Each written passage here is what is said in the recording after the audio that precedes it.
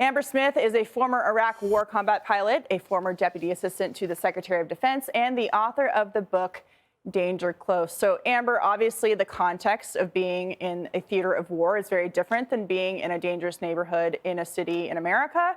But what is your reaction to the study showing that if you're an 18 to 29 aged male in these places, that your chance of dying is much higher than if you were to be deployed?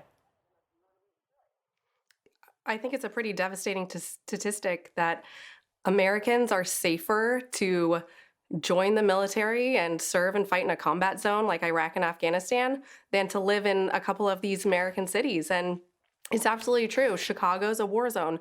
Philadelphia is a war zone. And it's reflected in the way that there's mass exodus is in those cities right now. People don't want to see these criminal gangs that are out of control and swarming vehicles as they come to stoplights and are robbed by weapons in broad daylight, where it's essentially a lawless city. And so I just think that these is a direct reflection of these soft on crime policies that we're seeing at the very top, and this very anti-police rhetoric that we're seeing from some members of Congress like AOC, the Squad, and the defund the police movement. These policies and this rhetoric is what is pushing this rise of crime that we're seeing in these cities.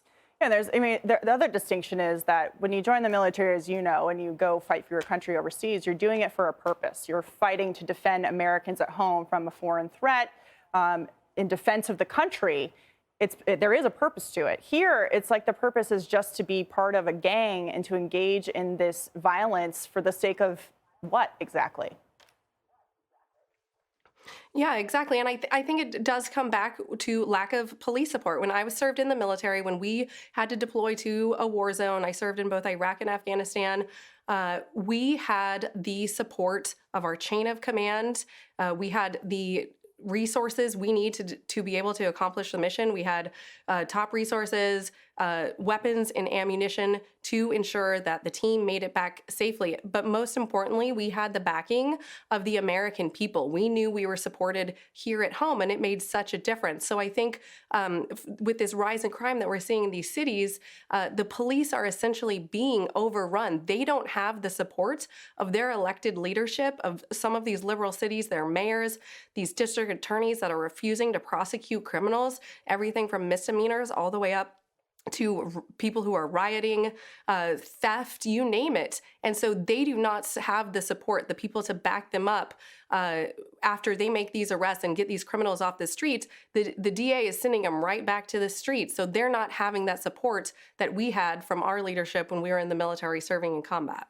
Right. I mean, the guys who want to go in and protect people from this kind of bad behavior, or to protect people who live in these neighborhoods who aren't part of the gangs, are the ones who are not being able to get that as a result of the lack of morale, right? I mean, it seems like there's this cultural rot that's occurred, and I don't really know where we go from here, given, as you said, people are abandoning the cities. Police don't have the support from the people who fund them and give them the resources that they need. I just think it's going to get worse.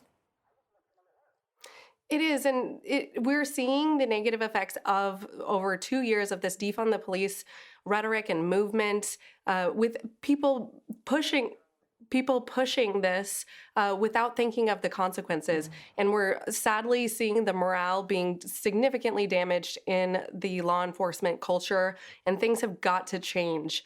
So there's these lawless cities come to an end, and we get some law and order back in them for the safety of the American people. Yeah, I mean, it's just shocking that young men in these cities have a higher likelihood of being shot and killed in their neighborhood by a fellow gang member than they do if they were to join the military for a larger purpose of themselves and be deployed overseas. It's just outrageous and devastating, as you said.